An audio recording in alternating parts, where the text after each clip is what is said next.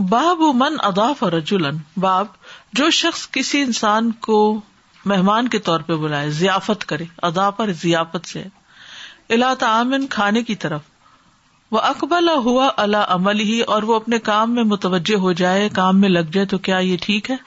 حدیث پیچھے گزر چکی ہے.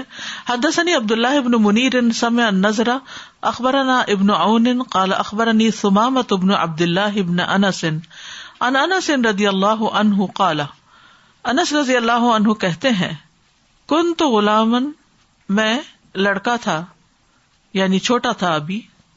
یہ کون کہہ رہے ہیں؟ انس رضی اللہ عنہ. امشی مع رسول اللہ صلی اللہ علیہ وسلم، میں رسول اللہ صلی اللہ علیہ وسلم کے ساتھ جاتا تھا. آپ کا اپنا تو کوئی بیٹا نہیں تھا، حضرت انس آپ کے لیے ایک بیٹے کی حیثیت رکھتے تھے، تو آپ جہاں جاتے انس کو ساتھ لے جاتے. فدخل رسول اللہ صلی اللہ علیہ وسلم علی غلام لہ خیاط، تو رسول اللہ صلی اللہ علیہ وسلم اپنے ایک غلام جو کہ خیاط تھا، درزی تھا، آزاد کردہ غلام ہے یہ، اس کے پاس داخل ہوئے. فأتاہ بقصعۃ فیہا طعام، تو وہ ایک پیالہ لے کر آیا جس میں کھانا تھا. وعلیہ دباء، اور اس کھانے میں کدو تھا. فجعل رسول اللہ صلی اللہ علیہ وسلم یتتبع الدباء، تو رسول اللہ صلی اللہ علیہ وسلم کدو کو ڈھونڈنے لگے، یعنی کدو کی پیروی کر رہے تھے یا کدو تلاش کر رہے تھے کھانے کے لیے، یا کدو نکال کے کھا رہے تھے. قال فلما رأيت ذلك، وہ کہتے ہیں جب میں نے یہ دیکھا کہ آپ کو کدو اچھا لگ رہا ہے، جعلت اجمعه بین یدیہ، تو میں نے اس کو آپ کے سامنے اکٹھا کرنا شروع کر دیا، یعنی میں ساری پلیٹ میں سے یا پیالے میں سے یا ڈش میں سے کدو نکال کے آپ کے آگے رکھ رہا تھا. قال فاقبل الغلام علی عملہ، وہ کہتے ہیں حضرت انس نے یہ بھی نوٹ کیا کہ وہ جو غلام تھا، آزاد کردہ غلام جو درزی تھا، وہ اپنے کام میں مشغول ہو گیا، ہمیں کھانے میں بٹھا کے خود کام میں لگ گیا. قال انس لا ازال احب الدباء بعد ما رأيت رسول اللہ صلی اللہ علیہ وسلم صنع ما صنع، تو انس کہتے ہیں کہ اس وقت سے میں ہمیشہ کدو سے محبت رکھتا ہوں جب سے میں نے دیکھا کہ رسول اللہ صلی اللہ علیہ وسلم نے کیا جو کیا، یعنی چن چن کے جو کھایا. تو اس حدیث سے یہ پتہ چلتا ہے کہ میزبان کھانا رکھ کے اگر اپنے کام میں مصروف ہو جاتا ہے اور مہمان مل کے کھانا کھا رہے ہوتے ہیں تو اس میں کوئی حرج کی بات نہیں، مائنڈ کرنے کی ضرورت نہیں. لیکن اگر مہمان اصرار کرے کہ آپ بھی ساتھ کھائیں تو پھر ساتھ کھا لینا چاہیے.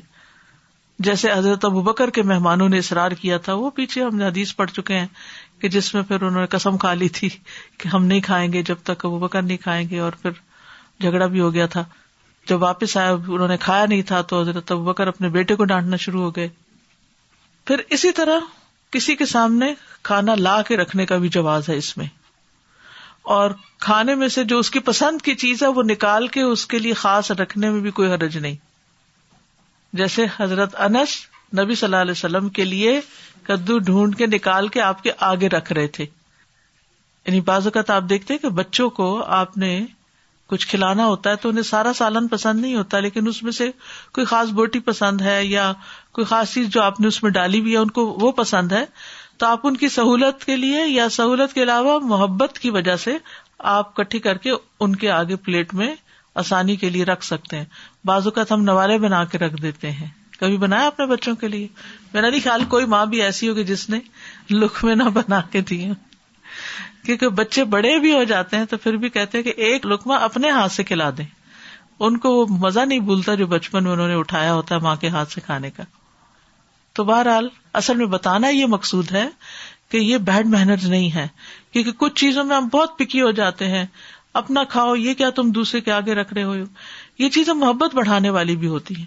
مثلاً اگر ہسبینڈ کو یہ پتا ہے کہ بیوی کو کوئی خاص چیز پسند ہے، مثلاً گردے کی بوٹی پسند ہے فار ایگزامپل، اور کھانے میں وہ کبھی کبھار ایک آدھ کوئی آ جاتی ہے، تو ہو سکتا ہے وہ اس کی پلیٹ میں ہو یا اس کے سامنے ہو، تو اٹھا کر اگر بیوی کے سامنے کر دیتا ہے تو یہ چیز محبت بڑھانے والی، and vice versa.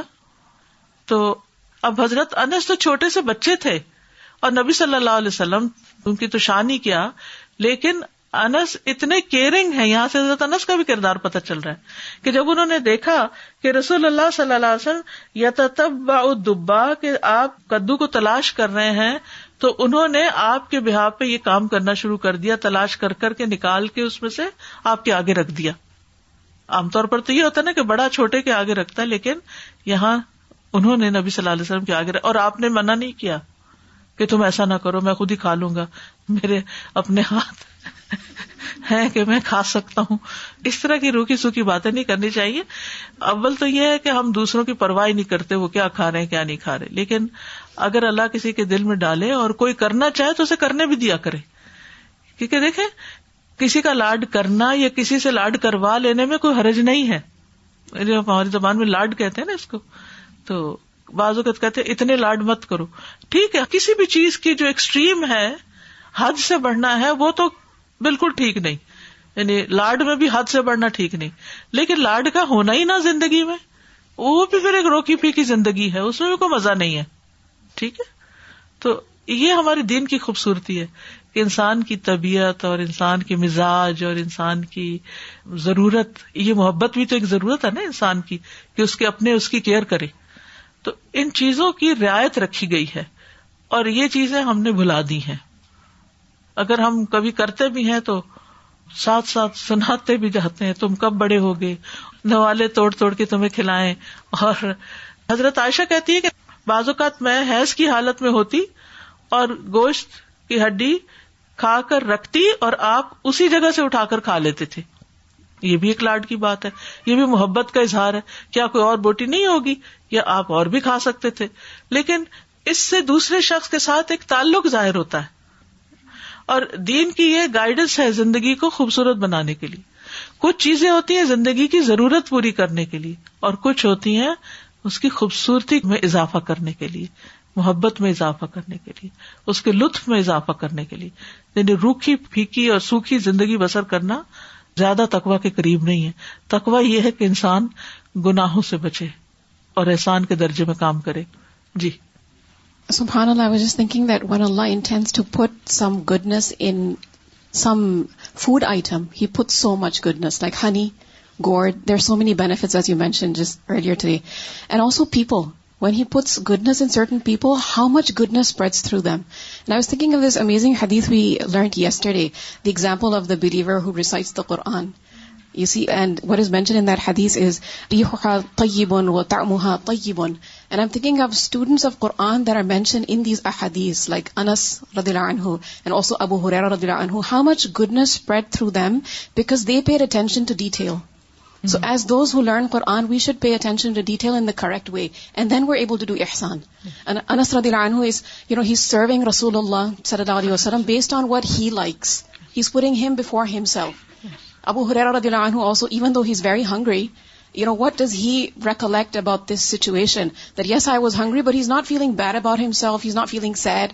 He's saying that when I encountered somebody, I would ask them to recite Quran. This is a student of Quran who's working hard. So we need to ask ourselves, what kinds of students of Quran are we? The ones who spread fragrance, who spread khair, who spread goodness. And the same hadith is so scary also that even the hypocrite recites Quran. Yes. And then doesn't spread goodness, is the one who becomes stingy then, and is not generous towards others, but is only wanting benefits selfishly for himself only. So may Allah protect us from that. Ameen.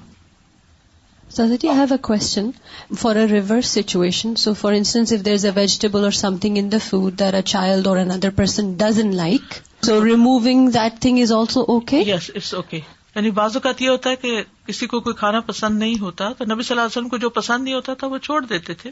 اسی طرح جب آپ کو پتا چل جائے کہ کسی کو پسند نہیں اس کے آگے کھانا رکھنا یا اس کو کوئی خاص چیز, تو وہ وہاں سے ہٹا لینا بھی ایسے ہی ہے. For kids we say, how are you going to develop the taste of it? So you want to train them to start trying different vegetables, different things. کوشش کرنی چاہیے, لیکن بعض طبیعتوں میں وہ چیز ایکسیپٹیبل ہوتی ہی نہیں, وہ مزاج ہی ایسا ہوتا ہے. So we shouldn't تو پھر فورس نہیں کرنا چاہیے, بہت چھوڑ دینا چاہیے, جی زبردستی نہیں کھلانا چاہیے. اصل بات یہی ہے کہ دوسرے کو مشقت سے بچانا چاہیے, چاہے اس کے آگے کھانا رکھ کے یا ہٹا کے. اصل مقصد کیا ہے؟ مشقت سے بچانا, تکلیف سے بچانا. باب المرق, شوربے کا بیان. یہاں امام بخاری کتاب الاطعمہ میں مختلف کھانوں کا ذکر کر رہے ہیں, اور اس زمانے میں کتنے سادے سادے تھوڑے سے ہی کھانے تھے لیکن فائدہ مند. حدثنا عبد الله بن مسلمة عن مالك عن اسحاق بن عبد الله بن ابي طلحة انه سمع انس بن مالك ان خياطا دعا النبي صلی اللہ علیہ وسلم لطعام صنعه. انس بن مالک کہتے ہیں کہ ایک خیاط یا درزی نے نبی صلی اللہ علیہ وسلم کو کھانے پر دعوت دی. صنعه جو اس نے خود تیار کیا تھا. فذهبت مع النبي صلی اللہ علیہ وسلم تو میں نبی صلی اللہ علیہ وسلم کے ساتھ چلا گیا. فقرب خبز شعیر ومرقا فیہ دباء وقدید تو اس نے آپ کے قریب یعنی آپ کے سامنے لا کے رکھ دیا, آپ کو پریزنٹ کیے خبز شعیر جو کی روٹی, ومرقا اور شوربہ, فیہ دباء جس میں کدو تھا, وقدید اور سوکھا گوشت تھا, یعنی گوشت اور کدو پکائے ہوئے تھے لیکن گوشت سوکھا والا ڈالا ہوا تھا. رأیت النبی صلی اللہ علیہ وسلم یتتبع الدباء میں نے دیکھا کہ نبی صلی اللہ علیہ وسلم کدو تلاش کر رہے ہیں. من حوال القصاتی یعنی اس پیالے کے چاروں طرف سے, ڈش کے چاروں طرف سے, آس پاس سے. فلم ازل احب الدباء بعد یومئذ تو اس دن سے میں پھر کدو کو پسند کرنے لگا. اس حدیث میں شوربے کا ذکر ہے, اس لیے امام بخاری یہاں شوربے کا باب باندھا ہے. نبی صلی اللہ علیہ وسلم نے فرمایا ایک اور حدیث میں, جب تم ہنڈیا پکاؤ تو اس میں شوربہ زیادہ رکھو اور اپنے پڑوسی کے حصے کا بھی پانی اس میں ڈال دو تاکہ اس کو بھی پیش کر سکو. جابر سے ایک لمبی حدیث مروی ہے کہ رسول اللہ صلی اللہ علیہ وسلم نے 100 اونٹ ذبح کیے, پھر ہر اونٹ سے گوشت لے کر اسے پکایا, یعنی سارے اونٹوں کا گوشت اکٹھا کر دیا. اس سے ایک اور بات بھی پتہ چلتی ہے کہ بعض اوقات آپ زیادہ کھانا بنانا چاہتے ہیں, ایک دیگ بنانا چاہتے ہیں, تو ایک بکرے سے زیادہ ڈالنا ہے تو 2 بکروں کا گوشت ایک جگہ اکٹھا کرنے میں کوئی حرج نہیں. بعض اوقات یہ بھی ہوتا ہے کہ ایک پہلے دن کا کھانا بچا ہوتا ہے اور ایک آج آپ نے بنایا ہے, تو اب وہ 2 الگ الگ گوشت ہیں, تو ان 2 کو بھی اگر آپ ملا لیتے ہیں ایک تیسری ڈش بنانے کے لیے تو کوئی حرج کی بات نہیں ہے. تو نبی صلی اللہ علیہ وسلم نے 100 اونٹوں کا گوشت تھوڑا تھوڑا تھوڑا ہانڈی میں ڈالا, اسے پکایا, اسے رسول اللہ صلی اللہ علیہ وسلم اور حضرت علی نے کھایا, پھر ان دونوں نے اس کا شوربہ بھی پیا. ٹھیک ہے, تو اس سے بھی شوربے کا پتہ چلتا ہے. باب القدید سوکھے گوشت کا باب. حدثنا ابو نعیم حدثنا مالک ابن انس عن اسحاق ابن عبد الله انس رضی اللہ عنہ قال رأیت النبی صلی اللہ علیہ وسلم اتي بمرقۃ فیہا دباء. انس رضی اللہ عنہ کہتے ہیں کہ میں نے دیکھا کہ نبی صلی اللہ علیہ وسلم کے پاس شوربہ لایا گیا جس میں کدو ہے, وقدید اور سوکھا گوشت ہے. فرأیتہ یتتبع الدباء یاکلها تو میں دیکھ رہا تھا آپ کو کہ آپ کدو تلاش کر کے کھا رہے تھے. اچھا, اگر ہمارے پاس کوئی ایسی ڈش ہو, ڈونگا ہو جس میں گوشت اور کدو دونوں ہو تو ہم کیا ڈالیں گے؟ ہم میں سے کتنے لوگ کدو ڈالیں گے؟ الحمدللہ کچھ ہاتھ کھڑے. اس زمانے میں گوشت کو صاف کر کے اس کے ٹکڑوں پہ نمک لگا کے اسے پھر دھوپ میں خشک کیا جاتا تھا, ڈرائی کر لیا جاتا تھا, تو اس گوشت کو عربی زبان میں قدید کہا جاتا تھا. بعض خواتین گوشت کو ابال کر خشک کر دیتی, یعنی خوب بھون کے رکھ دیتی, ابال کے اس کے اندر کی نمی نکال کے, تو وہ سوکھا گوشت بھی کئی دن تک رہ سکتا تھا کیونکہ فریج نہیں تھے. تو آج کل فریزر کا دور ہے تو کئی مہینے تک لوگ فریز کر لیتے ہیں. حدثنا قبیصة حدثنا سفیان عن عبد الرحمن ابن عابس عن ابیہ عن عائشۃ رضی اللہ عنہا قالت, حضرت عائشہ کہتی ہیں ما فعلہ الا فی عام جاء الناس نہیں کیا آپ نے اس کو مگر اس سال جب لوگ بھوکے تھے, یعنی کھانا کم تھا. ارادہ ان یطعم الغنی الفقیر آپ نے ارادہ کیا کہ غنی فقیر کو کھلائیں. وان کنا لنرفع القراء بعد 15 اور ہم پائے 15 دن تک اٹھا رکھتے تھے. وما شبع آل محمد صلی اللہ علیہ وسلم من خبز بر معدوم ثلاثا اور آل محمد صلی اللہ علیہ وسلم کبھی سیر ہو کر 3 دن تک نہیں کھا سکے گیہوں کی روٹی شوربے میں ڈوبی ہوئی. معدوم ادم کہتے ہیں شوربے کو, خبز بر کہتے ہیں گیہوں کو, ویٹ کو. ویٹ کی روٹی شوربے میں بھیگی ہوئی 3 دن تک مسلسل کبھی نہیں کھائی. اور یہاں پر 15 دن تک پائے اٹھا رکھتے تھے. اس سے پتہ چلتا ہے کہ گوشت ذخیرہ کیا جا سکتا ہے. کیا کر سکتے ہیں؟ گوشت کو ذخیرہ کر سکتے ہیں. آج کل بعض لوگ تنقید کرتے ہیں یہ لوگوں نے قربانی کیا کی, فریج اپنا ہی بھر لیا, فلاں کر لیا فلاں. ہر ایک کے حالات مختلف ہوتے ہیں. کچھ لوگ نہیں افورڈ کر سکتے، یعنی وہ گوشت جو انہوں نے ویسے کھانا ہوتا ہے اس کے پیسے جمع کر کے وہ قربانی کر لیتے ہیں، اور پھر اس قربانی کا گوشت دوبارہ فریز کر لیتے ہیں اور اس کو استعمال کر لیتے ہیں، وہ نیکی بھی کما لیتے ہیں، اللہ کے نام پہ قربان بھی کر دیتے ہیں اور اس کے بعد اس کا گوشت بھی کھاتے ہیں. تو اس سے منع نہیں کیا گیا کہ کوئی شخص اپنی قربانی کا سارا گوشت نہیں کھا سکتا، سارا کھا سکتے ہیں. افضل یہی ہے خود بھی کھاؤ، رشتے داروں کو دو، غریبوں کو دو، لیکن اگر نہیں تو بھی ٹھیک ہے. بہرحال اس حدیث میں کیا ہے کہ حضرت عائشہ بکری کے پائے رکھ لیتی تھی اور 15 دن بعد استعمال کرتی تھی. Ustaza, after yesterday's Sahih Bukhari class, I was just thinking of implementing some of it, and I'm thinking, how do I talk about food? How do I get some more experience and learn some more lessons? But it was dinner time, and Ammi had made some shorba, and there was roti. So I just dipped it and soaked it, and I'm eating, and I'm thinking how much Rasulullah sallallahu alaihi wasallam loved sarid. And then there was orange that I had in my fruit basket. So these days oranges do not have that smell that they used to have. And I was thinking of this example again that we learned in the Sahih Bukhari class. So I grated the skin of the orange just for the smell, and I'm on the study table next to the Quran is on the table, and I'm eating and I'm smelling, just trying to derive inspiration. So much to learn. How is my character good enough? Is it smelling? How much have I learned from the Quran? I recited. How much of it is coming down in my heart? Just to get that inspiration, I did that. It was a bit crazy, but there was a lot to ponder from that. Yes. کیونکہ جو چیز ایک دفعہ practice کر لی جائے نا پھر وہ لائف کے لیے انسان کے ساتھ جمع ہو جاتی. السلام علیکم. استاذہ وہ پیچھے بات گزری ہے ان کی، حضرت انس لاڑ اٹھاتے تھے آپ صلی اللہ علیہ وسلم کے، تو میں آسیہ کو دیکھتی ہوں وہی بڑے لاڑ اٹھاتی ہیں آپ کے، ماشاء اللہ آپ کو پانی ڈال کے دیتی ہیں، آپ کے جوتے صحیح کر دیتی ہیں اور آپ کے پرس لے کے چلتی ہیں. ماشاء اللہ یہ بھی پیار کا ایک محبت کا طریقہ ہے. جی جزا ظاہر ہے کہ ملتی، جو کسی کو رسپیکٹ دیتا ہے یا کسی کے کام آتا ہے. بعض اوقات ہمارے ساتھ ہی کوئی بزرگ گزر رہے ہوتے ہیں، ان کو ہم ہیلپ کر سکتے ہیں اگر وہ پسند کریں. اس میں یہ ضروری ہے کہ جس کا لاڈ اٹھایا جائے وہ کرنے بھی دے، ایسا نہ اور جھڑک ہی دے تو پھر مزہ خراب ہو جائے. باب من ناول او قدم الى صاحبه على المائدة شيئا. قال وقال ابن المبارك لا بأس ان يناول بعضهم بعضا ولا يناول من هذه المائدة الى مائدة اخرى.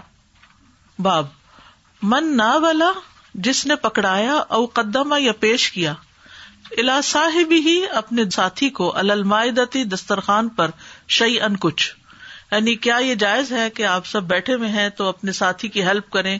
پیچھے تو ہے نا کہ کدو ڈھونڈ کے دیں، اور یہاں کیا ہے کہ اگر ڈونگا اٹھا کر دیں تو کیا اس کی اجازت ہے؟ قال وقال ابن المبارک، ابن المبارک نے کہا لا بأس ان يناول بعضهم بعضا، کوئی حرج نہیں کہ بعض کو کچھ پکڑا دیں. ولا يناول من هذه المائدة الى مائدة اخرى، اور نہ پکڑائے اس دسترخوان سے اس دسترخوان تک کوئی چیز، یعنی اس دسترخوان سے اٹھا کے اس پہ نہ لے جائی جائے، لیکن ایک دسترخوان پہ جو کچھ ہے وہ ایک دوسرے کو دے دیا جائے، سرو کر دیا جائے. ٹھیک واضح؟ یہ دسترخوان کے آداب ہیں. بعض اوقات ایسا بھی ہوتا ہے کہ ویڈنگ میں سسرال والوں کے لیے بعض اوقات زیادہ اہتمام کیا جاتا ہے، ان کے ٹیبل پہ پھول ہو سکتے ہیں، کوئی ایکسٹرا ڈش ہو سکتی ہے یا کچھ اور چیز ہو سکتی ہے. تو میں نے دیکھا کہ بعض لوگ اپنی ٹیبل پہ نہیں بیٹھتے، وہ گھومتے پھرتے رہتے ہیں، چل پھر کے کھانا کھاتے ہیں، اور جہاں کوئی چیز اپنی پسند کی دیکھی وہاں سے جا کے ڈال لی. یہ بھی بیڈ مینرز میں سے ہے. آپ کو جہاں جگہ ملی اور اس پہ جو نصیب میں آیا اب وہ اس کو کھا لے، اب اس کی تمنا نہ رکھے جو کسی اور کے لیے رکھا گیا. کیونکہ میں نے یہ پرسنلی نوٹ کیا، ایک دفعہ نہیں، ایک سے زائد دفعہ، کہ کچھ لوگ اپنی پلیٹ میں نہیں دیکھتے، یا اپنے ٹیبل کو نہیں دیکھتے، یا اپنے دسترخوان کو نہیں دیکھتے، وہ دیکھتے ہیں کہ دوسرے کے پاس کیا ہے، وہاں کیا ہے. تو اس میں بھی انسان کو احتیاط برتنی چاہیے، اور جو ملے قناعت سے کھا لینا چاہیے. تو ایک دسترخوان کی چیز دوسرے دسترخوان پر شفٹ نہ کی جائے، ٹھیک ہے. لیکن ایک دسترخوان پر اگر کوئی ایک چیز دوسرے کو اٹھا کے دیتا ہے، اس کے آگے رکھتا ہے، اس کو کھانے کو دیتا ہے، یعنی آپ کھا رہے ہیں، آپ دوسرے کو آپ نے دیکھا اس کی پلیٹ ختم ہو گئی یا وہ لائن ابھی بھی لگی ہوئی ہے، تو آپ کی پلیٹ میں ایکسٹرا فوڈ رکھی، آپ پیار سے اٹھا کے دوسرے کی پلیٹ میں رکھ دیتے ہیں. عموماً بیٹھتے بھی سارے ایک جیسے لوگ ایک جگہ اکٹھے ہیں نا، جس سے آپ کو محبت ہوتی ہے اس کے قریب قریب آپ بیٹھتے ہیں. اتنے میں مزاج شناسی بھی ہو جاتی ہے، آپ کو پتہ چل جاتا ہے کہ اگر میں نے اس کے لیے کچھ رکھا تو یہ مائنڈ نہیں کرے گی. کچھ لوگ تو جھوٹے میٹھے کا بھی بہت فس کریٹ کرتے ہیں، لیکن کچھ لوگ اس کو مائنڈ نہیں کرتے، وہ ایک دوسرے کی پلیٹ میں ایک دوسرے کے بچے ہوئے کھانے کو بھی کھا لیتے ہیں. بعض اوقات ایسا ہوتا ہے کہ آپ ڈال لیتے ہیں ایک چیز، لیکن اس میں مثلا نمک زیادہ ہے یا تیل زیادہ ہے یا کوئی ایسی چیز ہو گئی ہے کہ جو آپ نہیں کھا سکتے، تو آپ کا ساتھی کہتا ہے کہ میں کھا سکتا ہوں، تو وہ بھی دوسرے کو دے سکتے ہیں. تو ایک دوسرے کو اٹھا کے کوئی چیز دینا یا شیئر کرنا یا دوسرے کی مدد کرنا، اس میں کوئی حرج نہیں. یعنی ایک تھال سے دوسرے تھال میں کھانا منتقل کیا جا سکتا ہے، لیکن ایک دسترخوان سے دوسرے دسترخوان میں نہیں. ہاں یہ ہوتا ہے کہ بعض شادیوں میں آپ نے دیکھا ہوگا کہ لوگ لائن بنا کے کھڑے ہو جاتے ہیں، وہ جہاں سے کھانا چلتا ہے وہ ٹیبلز پر پہنچانا ہوتا ہے جب، تو وہ ایک پکڑاتا ہے دوسرے کو، دوسرا پکڑاتا ہے تیسرے کو، تو وہ ایک جگہ سے دوسرے میں شفٹ ہو رہا ہوتا ہے، تو اس میں کوئی حرج نہیں ہے. لیکن جب کچھ کھا رہے ہوں تو کھاتے کھاتے اچھا آپ کے ٹیبل پہ ہے، اٹھایا، پوچھا نہیں، اجازت نہیں لی اور جا کے اپنے پہ رکھ کے سب کو بانٹنا شروع کر دیا، یہ نہیں ہونا چاہیے. Sometimes people are eating from a shared plate, so from a big platter. I remember once in Saudi we were brought food, like it was a huge dish, with rice and pieces of meat.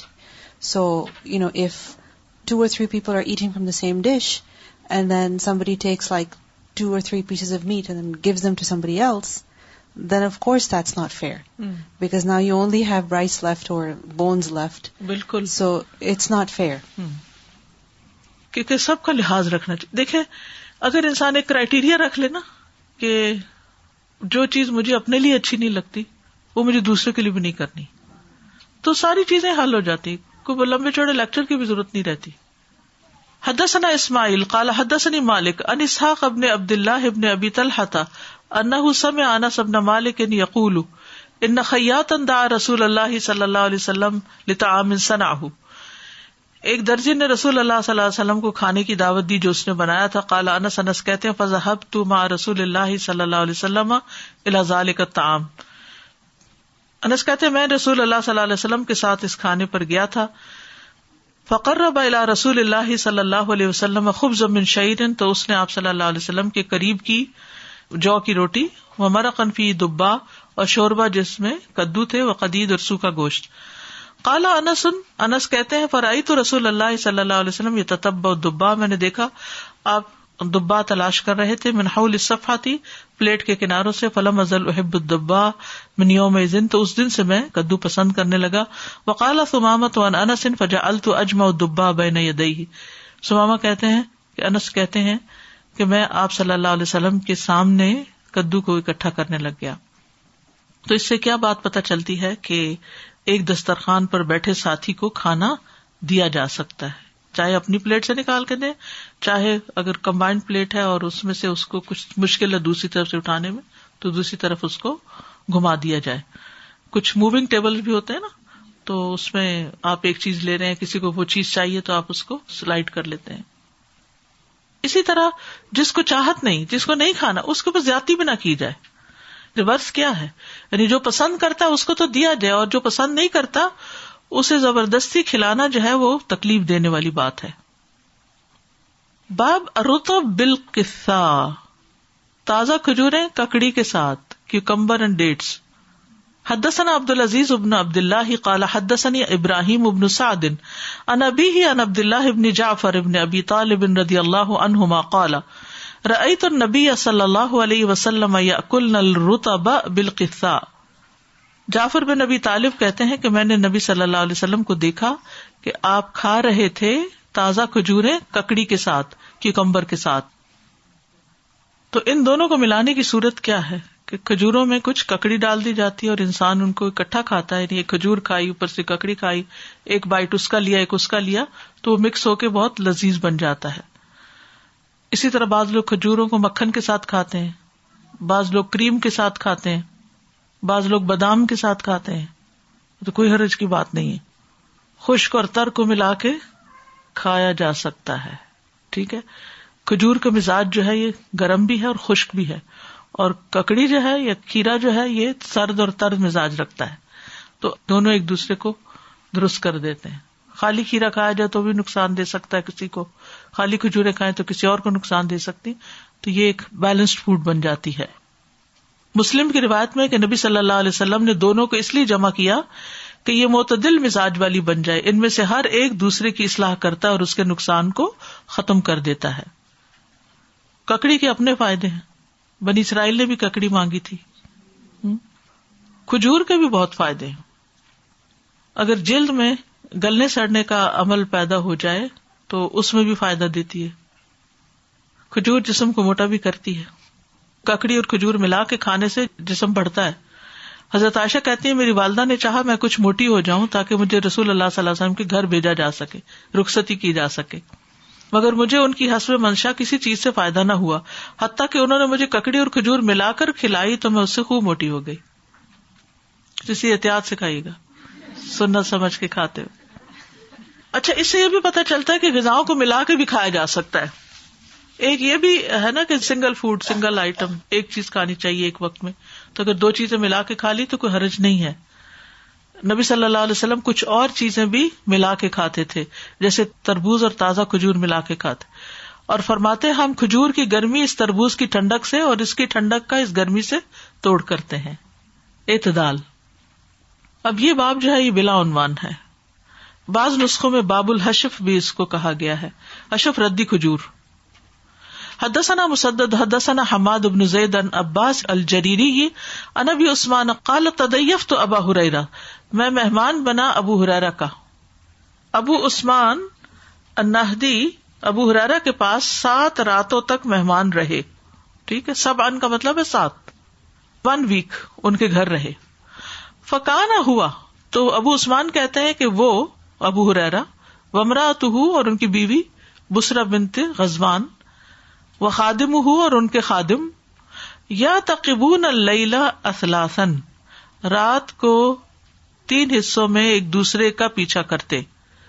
یصلی ھذا, یہ نماز پڑھتا 1/3, ثم یوقظ ھذا, پھر وہ دوسرے کو جگا دیتا اور پھر وہ آگے تیسرے کو. وسمعت یقول قسم رسول اللہ صلی اللہ علیہ وسلم بین اصحابہ تمرا, کہ رسول اللہ صلی اللہ علیہ وسلم نے اپنے ساتھیوں میں کھجور تقسیم کی. فاصابنی 7 تمرات, تو مجھے 7 کھجوریں ملی. احداہن حشفہ, ان میں سے ایک ردی کھجور تھی. حدثنا محمد بن الصباح حدثنا اسماعیل بن زکریا عن عاصم عن ابی عثمان عن ابی ہریرہ رضی اللہ عنہ قسم النبی صلی اللہ علیہ وسلم بیننا تمرا, نبی صلی اللہ علیہ وسلم نے ہمارے درمیان کھجور تقسیم کی. فاصابنی منہ 5 4 تمرات وحشفۃ, تو مجھے 5 ملی جن میں سے 4 کھجوریں تھی, 5ویں کا ردی کھجور تھی. ثم رأیت الحشفۃ, پھر میں دیکھا کہ ردی کھجور ہی اشدہن لضرسی, وہ میرے دانت کے لیے سب سے زیادہ سخت ہے, یعنی چبائی نہیں جا رہی تھی. ردی قسم کی وہ کھجور ہوتی ہے حشفہ جو درخت کے اوپر نہیں پکتی, خشک ہو کے جلدی گر جاتی ہے, سوکھ کے. اس سے یہ پتہ چلتا ہے کہ صحابہ کرام کس طرح کی زندگی بسر کرتے تھے اور صرف کھجوروں پر بھی قناعت کرتے تھے. کبھی 7 کھجوریں ملی, کبھی 5 ملی, اور ان میں سے بھی ایک ردی ملی. تو اس میں کوئی تضاد نہیں ہے کہ ایک سے زیادہ مرتبہ یہ واقعہ پیش آیا ہوگا. پھر اسی طرح سرکاری سطح پر راشن کی تقسیم بھی کی جا سکتی ہے, یعنی نبی صلی اللہ علیہ وسلم خود تقسیم کرتے تھے لوگوں میں کھانا, کیونکہ کھانا کم ہوتا تھا. یہاں یہ بھی پتہ چلتا ہے کہ بعد میں حضرت ابو ہریرہ کے حالات بہت بدل گئے تھے. ان کی شادی بھی ہو گئی تھی اور ان کے پاس خادم بھی تھا. اس کے باوجود رات کو عبادت میں سارا گھر لگا رہتا تھا, یعنی ساری رات ان کی گھر میں عبادت ہوتی تھی. 1/3 غلام عبادت کرتا, پھر 1/3 بیوی کرتی اور 1/3 شوہر کرتے, یعنی پوری رات گھر جاگتا تھا. سبحان اللہ. یعنی جب ان کو دنیا کی نعمتیں بھی ملی صحابہ کرام کو, تو انہوں نے اس میں اپنے آپ کو اس طرح کا مصروف نہیں کیا کہ وہ گم ہو گئے ہوں دنیا میں, بلکہ اللہ کو یاد رکھا. قرآن مجید میں بھی کھجور کا ذکر ملتا ہے, خاص طور پر نفاس والی عورت کے لیے کھجوروں کی اہمیت ہے, جو حضرت مریم کو اللہ تعالیٰ نے تازہ کھجور کھانے کے لیے کہا. آپ صلی اللہ علیہ وسلم نے فرمایا جس گھر میں کھجور نہیں وہ گھر اس گھر کی مانند ہے جس میں کوئی کھانا نہیں. ایک اور روایت میں آتا ہے آپ نے فرمایا عائشہ جس گھر میں کھجور نہ ہو وہ گھر والے بھوکے ہیں. آپ نے یہ بات فرمائی 2 یا 3 دفعہ. آپ کے گھر والوں کی عمومی خوراک جو تھی وہ کھجور اور پانی تھا. پھر نبی صلی اللہ علیہ وسلم کھجوریں خوشے سے بھی اور گھابے سے بھی کھاتے, اس کے لیے نگودا بھی کھاتے تھے. نومولود کی بھی پہلی غذا وہی ہوتی تھی, اس کو گھٹی چٹائی جاتی تھی. کھجور بہترین سحری بھی ہے, کھجور سے افطاری بھی کی جاتی ہے. کھجور صدقہ کرنے کا بھی بہت بڑا اجر ہے. اللہ تعالیٰ ایک کھجور کو بڑھا کر احد پہاڑ جتنا کر دیتا ہے. وآخر دعوانا ان الحمد للہ رب العالمین. سبحانک اللہم وبحمدک اشہد ان لا الہ الا انت استغفرک واتوب الیک. السلام علیکم ورحمۃ اللہ وبرکاتہ.